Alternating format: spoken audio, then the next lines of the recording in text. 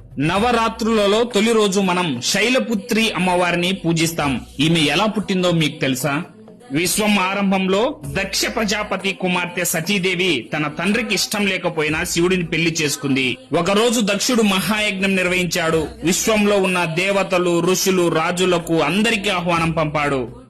కాని అహంకారంతో శివుడు సతీదేవిని మాత్రం కావాలనే పిలవలేదు. అయినా సతీదేవి శివుడు ఎంత చెప్పినా వినకుండా తండ్రి నిర్వహిస్తున్న యజ్ఞానికి వెళ్ళింది.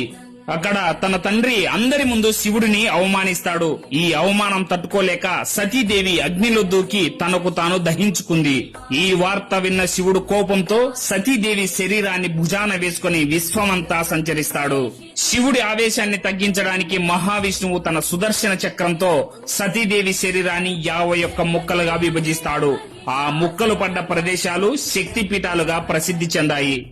కాని ఆ తల్లి శక్తి, ఆదిశక్తి ఎప్పటికీ నశించదు. తర్వాత జన్మలో ఆమె పర్వతరాజు హిమవంతుని కూతురుగా పుట్టింది.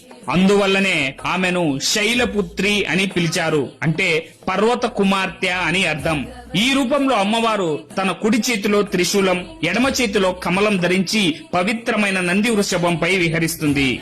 కావున నవరాత్రులలో తొలి రోజున శైలపుత్రి అమ్మవారిని ఆరాధిస్తూ నవరాత్రులను ప్రారంభిస్తారు. ఈ వీడియో నచ్చితే చిన్న లైక్ చేసి మన ఛానల్ ని సబ్స్క్రైబ్ చేసుకోండి. అమ్మవారి భక్తులందరూ కామెంట్ లో ప్రేమతో పిలవండి, జై శైలపుత్రి మాత అని.